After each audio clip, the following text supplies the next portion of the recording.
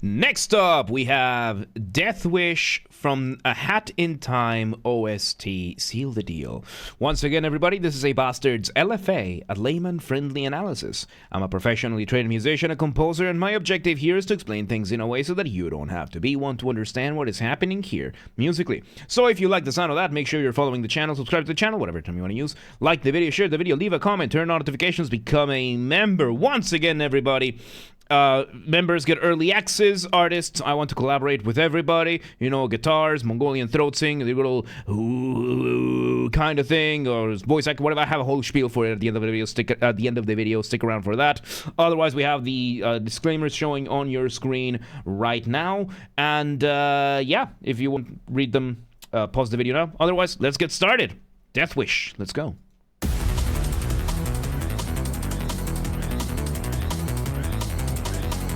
Okay, so we start with three main components over here. Of course, we have the drums, and okay, final word on the copyright thing. The reason the reason the copyright system on YouTube is set up the way it is because people were uploading entire films and movies and animes to YouTube and claiming all the money. Then YouTube got sued, and in a panicked move, they created the system that we have right now, which now is shoot first, ask second.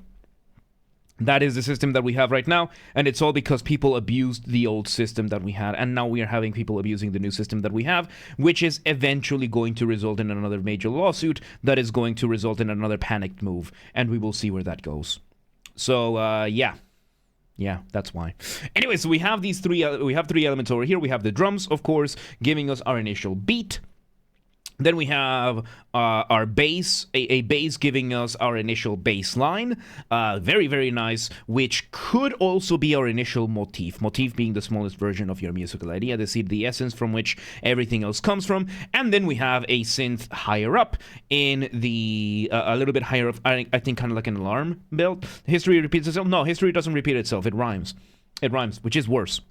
It rhymes, it only rhymes, and it's worse.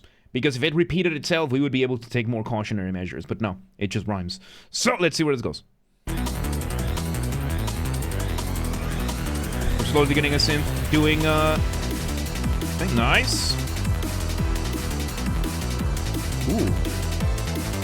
Okay, we bring in... So, we now bring in an organ, which... It's a pipe organ. Pipe organs, of course, always being such a delicious instrument to add. So when it comes to music, you can do some. Oh, from the previous one. When it comes to music, you have the concept of instrumentation or orchestration. These are the same. These are basically the same concept. It's just that one is made by pretentious people and the other one is instrumentation. So, no. So, when it comes to instrumentation or orchestration, the idea is to pick the right instruments, not just for the right sound, but also for the right psychological response, for the right texture, that kind of thing. And a pipe organ has a very peculiar place in history and in our collective psyche. So, a pipe organ, as opposed to a piano, let's say if you have a piano, even an upright piano, you can reasonably fit a piano in most people's homes. Back in the day, most buildings had a piano in them. You would have community pianos, household pianos. You would have a lot of people that would have pianos. Nowadays, you can get, the good old electric keyboards, that kind of thing. And yes, I have a piano over here. I have a virtual keyboard over here. These are fairly accessible, that kind of thing. However, pipe organs are not something you can fit in a room. You have to design entire buildings around these instruments. A pipe organ, those will go in symphony halls, in churches, in cathedrals, and they take so much time, so much money to build, let alone maintain. So, not only do they have this immense, grandiose, epic sound that they have, but they also carry that psychological element of something far greater than any single individual because of the massive effort that it takes. So it gives you that sense of the top-down, very, very oppressive. We're having that now coming in, playing those chords, while the bass line is now engaging in some sequencing. Sequencing is when you repeat a musical idea. JP, welcome today. How you doing? When you engage in a musical idea and you repeat it just changing the starting point of it. So let's say we have our ever so trusty C major motif, and if we were to sequence it, we will be repeating that same shape of the idea, just starting from a different point. We can do stepwise motion up, or stepwise motion down,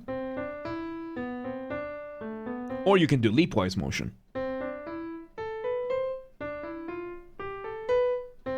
That kind of thing. So we're engaging in that while the organ is engaging in voice leading. So voice leading is basically a more efficient way of switching around different chords. Consider orange and storage close enough to rhyming? To an extent, yes. So yes, we have the concept of voice leading, which is to change where chords are played in a more efficient way. Because when you have music, you have scales. Let's bring the idea of the C major scale, right? So C, D, E, F, G, A, B, and let's just do an octave. It repeats F, G, A, and B. And then over to C. And the problem is, when it comes to voice to chords, you can have something like a 1, 6. 6. I put it in the wrong one. A 6, 2, and 5 progression, which is going to be a little bit of an issue, because a 1 chord without voice leading, you would have the notes C, E, and G. Then the 6th chord will be A, C, and E. Then the 2 chord is going to be back here D, F, and A, and then the 5 chord is going to be G, B, and D. And as you can see, these are going kind of all over the place, bouncing back and forth, and if I were to play them as they show over here, we would have the chord C, then the chord A, then the chord D, then the chord G. And you can hear how these are bouncing back and forth. This is not the most efficient way of doing this unless you engage in voice leading. Voice leading is you find the common denominators of your chords and then you just hold them. So in case of C and A, so chord number 1 would be C, then chord number 6 would be A minor, 2 will be D minor, and G, and 5 would be G.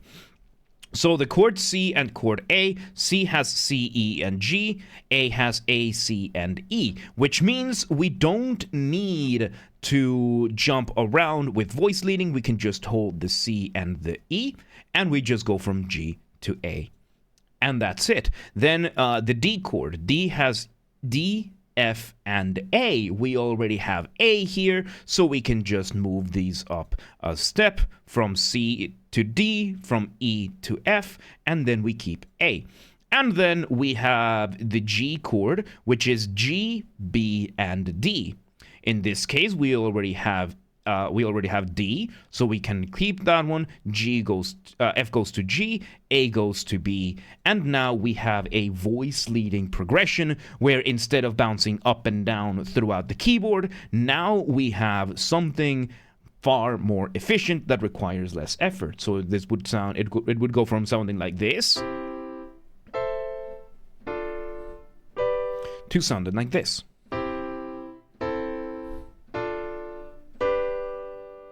And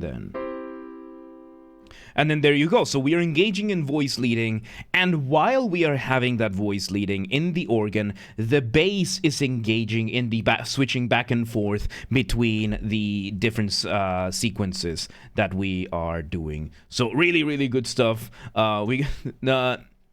We can no. Let's see where it goes.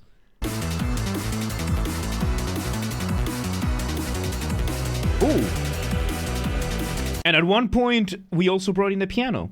Interesting that we have both the piano and the organ, because as I said, the organ has that whole feeling of greater than that than any single individual, while the piano has that idea of the individual. So it having both at the same time means you are having the grandiose versus the individual, the big versus the small, the David versus the Goliath, that kind of thing. Now we introduce a chorus, which once again is that idea of the collective, right? Like the collective efforts of something, and of course the chorus being the chorus is now being divided into mainly 4 sections: the S, A, T, and B, which stand for soprano, alto, tenor, and bass. Now, these are the 4 main vocal ranges that exist in humanity. Soprano and alto being the ranges for women, tenor and bass being the ranges for men. This applies to about 90 to 95% of the world's population. Soprano being the highest range among women, alto being the lower range among women, tenor being the higher range among men, still lower than alto, and then bass being the low range for men. There are some in-betweens, which would be the SMATBB, which would be the soprano. Then in between soprano and alto, you bring the mezzo soprano, which is the kind of soprano, which gives you either the full range of both the soprano and alto in one, or a somewhere in between. And then between the tenor and the bass, you have the baritone, which same thing is going to be either the full range of a tenor and a bass, or somewhere in between. In my case, for example, I am a baritone. Baritones, and I don't have the full range, but I have most of the range of a tenor and most of the range of a bass, which is very convenient for me because it gives me quite a bit of flexibility. And these 6 already are about 99.9% of the world population. Like, most of the world population is going to fall into these 6. Then you are going to have some of the other types of singing that are the other ranges that you have, the more extraordinary ones, your tenaturas, coloraturas, profundos, the castrati, well, we don't know castratini, but the sopraninos, that kind of stuff, that are about 0.01% of the population at best. So we're having the chorus coming in right now, playing, I think, the same chords that the organ was doing. Let's see where it goes. Yep. So now the chorus is doing what is called a doubling. Doubling being when you have more than one instrument doing the same thing at the same time. The chorus is singing the same chords that the organ and the piano are. Let's see where it goes. There we go. We bring in a melody.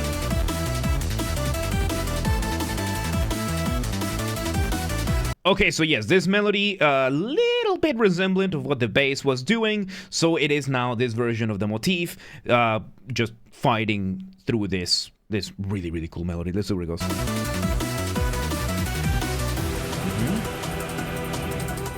We take it away.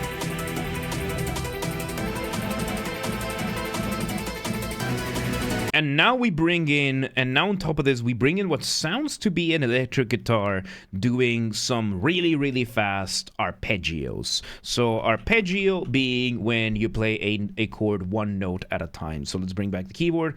So if we were to do C chord, here's the block chord, here's an arpeggio. And in this case, it sounds like we're doing like one of those, that kind of thing. The different patterns you can get for arpeggios, really, really good. Noodles for lunch. It doesn't pair well with apple and cinnamon tea. Yeah, you shouldn't combine those two. Let's see where this goes. Really cool, and there we go.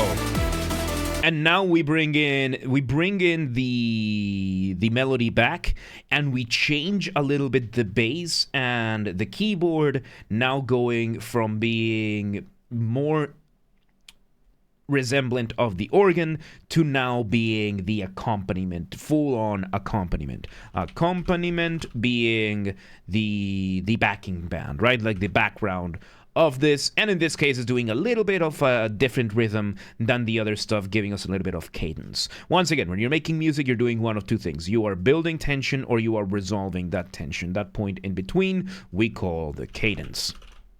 And yeah, usually it's something that you do with chords, but you can also do with what's it called, with rhythm. So let's see where this goes. Ah, I see. Okay, that's it. Okay, we're slowly building up. New version of the melody.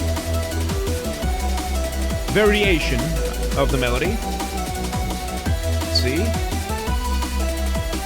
So yeah, this one is coming more like a solo rather than a new iteration of the melody. So it could be like an introduction to a solo section. Still, it's a new version of the melody. Let's see where it goes.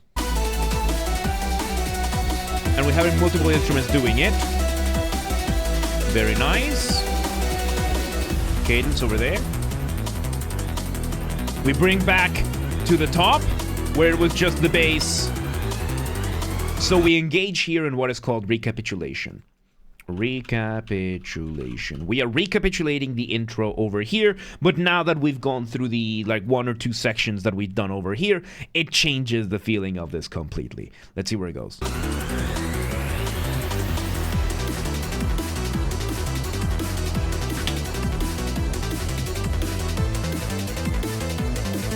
So we are now doing a variation of what we did before. We're bringing almost one-to-one we were doing, except now we've added another synth at the top, arpeggiating those chords in a slightly different rhythm. Very nice. Let's see where it goes.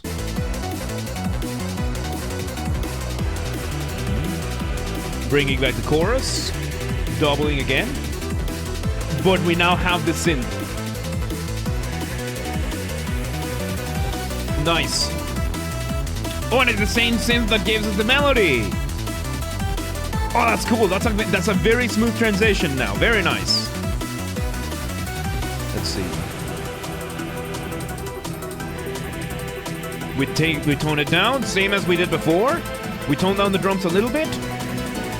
And we're bringing that piano, organ, chorus combo, which is really cool. We bring this version. Now with the guitar, instead of the guitar arpeggiating, the guitar is now joining the piano and the other stuff, the piano accompaniment, the piano and the bass. Let's see where it goes. It's really good. Cool.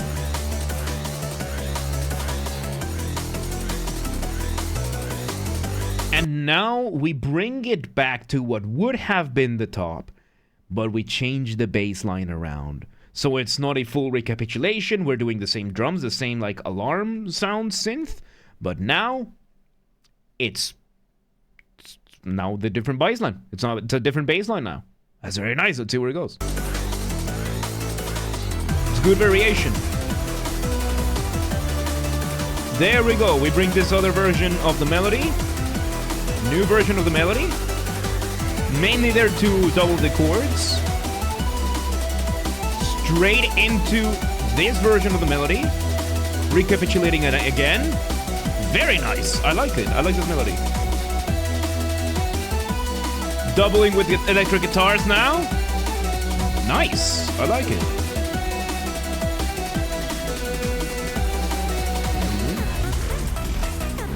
A little bit of a break there.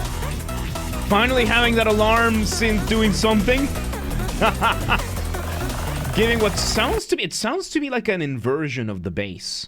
So inversion in music, inversion being when you play something upside down. So let's say if we bring the motif, like the C major motif, if we were to do an inversion, instead of going up, it goes down.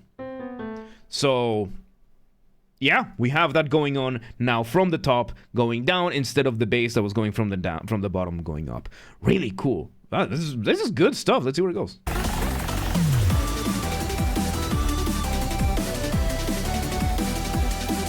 Very different. So we have the arpeggiation in this synth in the back. This version, it's a more glorious version of the motif. It's like more triumphant.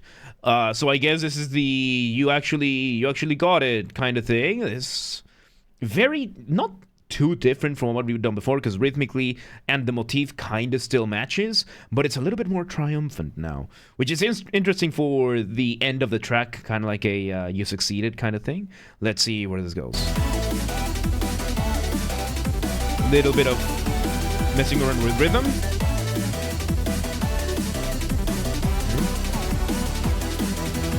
And there you go, and then it loops right away. So yeah, we do one last run of the motif, the melody, and then it loops straight back. And there you have it. That was Death Wish from a Hat in Time OST. Seal the deal. Once again, everybody, this has been a Basterd's LFA, a layman-friendly analysis. I'm a professionally trained musician, a composer, and my objective here has been to explain things in a way so that you don't have to be one to understand what's happened here musically. So, if you're watching this on the YouTube video archive thing, thank you for watching. Make sure you're following the channel, subscribe to the channel, whatever term you want to use. Like the video, share the video, leave a comment, turn on notifications, become a member. Once again, everybody, if we somehow hit 10,000 subscribers on YouTube before Christmas of 2025, I will take a single fan fiction of the choice of the community, and I will fully produce, record, and voice act an audiobook for it. We have a member who offered to do a Discord Nitro giveaway. We might do other kinds of giveaways as well. If you want to contribute anything, or if you have any other ideas for us, let me know. We'll make as much of it happen as possible. This has to happen through legitimate and honest means only. No account duping, no botting, no buying followers, no outing, no rat behaviors like that. Go instead, share the videos, the streams with your friends, with your families, with your family's friends, with your friends' families. Those are two very distinct concepts, by the way. Share this with your online and offline communities. Use the hype function on YouTube. I don't know how it works, but we have a group on the Discord that does, so go check it out. Link down below. Yes, artists. I want to collaborate with everybody and anyone. So if anybody wants some guitars, my skills in the guitars, or Mongolian throat singing, you know, the good old kind of thing, or voice acting, singing, or figuring out something for compositions, whatever it is, whichever way I can be of service, just let me know, and we'll make it happen as much. We'll work it out. We'll make it happen. And if you're in the audience and you know any artists that could benefit from it, let them know. Do not harass anyone. Do not spam anyone. Be cool about it. Don't be a rat. Members get early access to the content. I schedule the videos for the week on Saturdays, and if you're a paid member on YouTube, regardless of the tier that you're in, you get access to the videos when I schedule them, at least for the LFAs. So become a member today. If you want to listen to this without me interrupting every 3.5 seconds, I will be linking it in the description down below. If you want to request a song and you are not on the live stream, check the pinned comment on the on this video. If you're on the live stream, you can go ahead and start requesting now. And if you want to catch the streams when they happen live, we aim for Monday through Friday, 6 p.m. Central European Time. If you are not in Europe, do not worry. We have the full up-to-date streaming schedule showing in your local time zone. So if you live in Sinnaking and you're like, yeah, but what time is 6 p.m. in Hungary? I don't live there. Don't worry. Just go to the Discord or the Twitch, both linked down below, and they show the schedule in your local time zone. And follow the gaming channel. I have a gaming channel because, of course, I have a gaming channel. I'm on YouTube. What else could I possibly have? Games are Bastard. That's where I put the recordings of the gaming after shows when they happen. They get recorded on the main channel. We've been playing through like Silent Hill, Vintage Story. I have so many games that I need to play, so all of them are going to get played eventually. So link down below. The recordings get there in the channel. Link down below. Or just search on YouTube. Same username as James R. Bastard. Just swap the J for a G. And you got it. And yeah. There you go. That was Hat in Time. Death Wish. That was surprisingly good. Good stuff. Good stuff. But yeah, let's move on.